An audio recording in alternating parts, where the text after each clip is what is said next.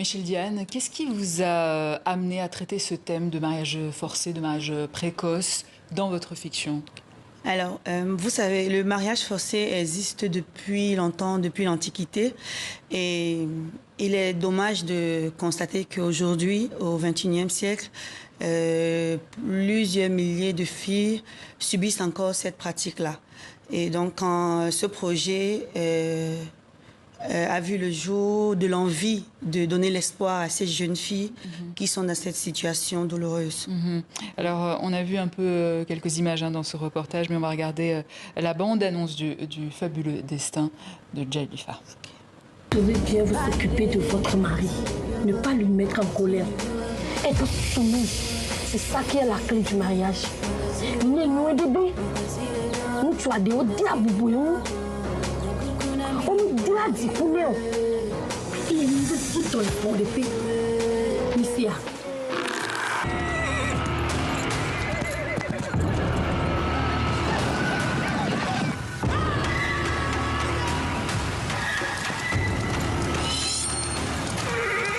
est-ce que tu t'es demandé un seul instant ce qu'il pourrait faire subir à mon corps?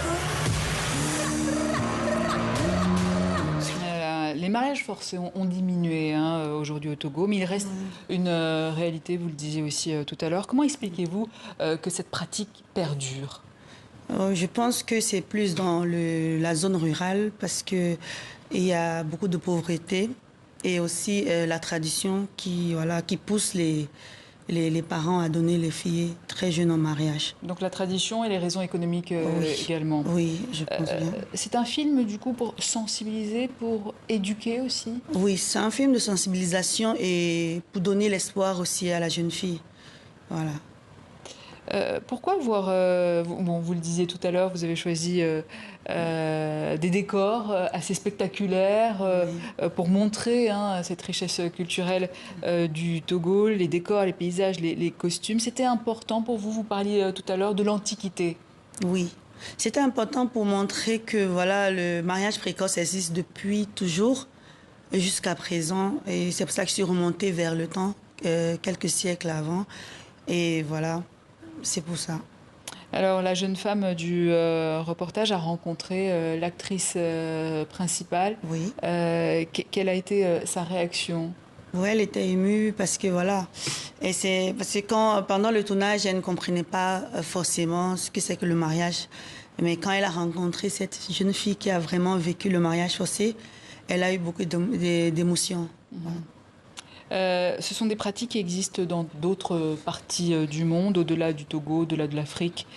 Donc c'est ça aussi l'idée, parler de cette situation à un niveau international. Oui, en fait, ce qui m'a le plus poussé à tourner ce film, c'est pas au Togo, parce que quand je découvre le mariage forcé pour la première fois, c'est pas au Togo.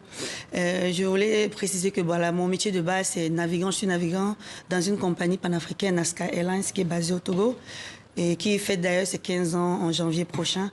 Donc, de par ce métier, je voyage beaucoup à travers l'Afrique et je découvre le mariage forcé ailleurs.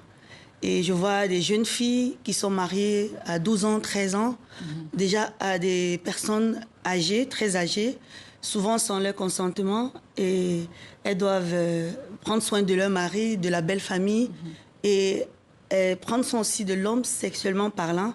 Et c'est ça qui me touche, en fait, à vraiment, vraiment parler de ce film.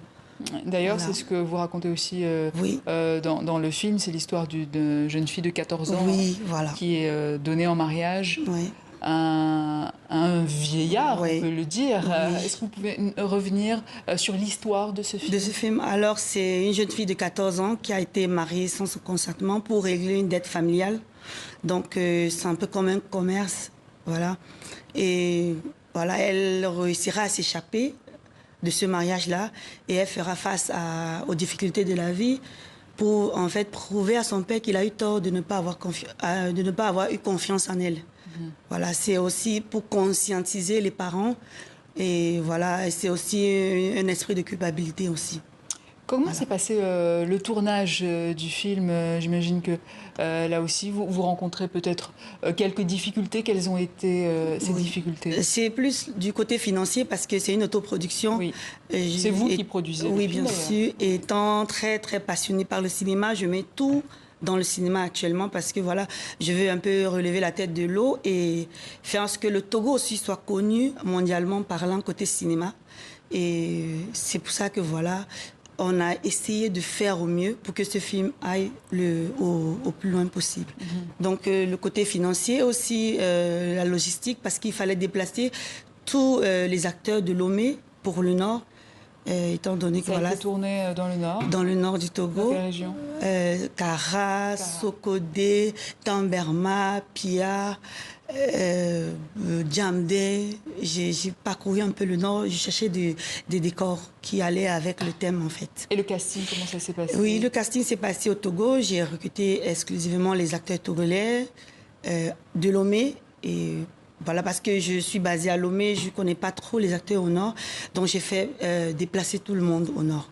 Voilà, donc. La sortie du film est prévue pour quand et où? Oui, normalement, la sortie du film est prévue pour décembre. Et on a postulé pour le FESPACO. On a aussi Vue d'Afrique qui nous a contactés pour que voilà, le film fasse sa sortie internationale au Canada. Voilà.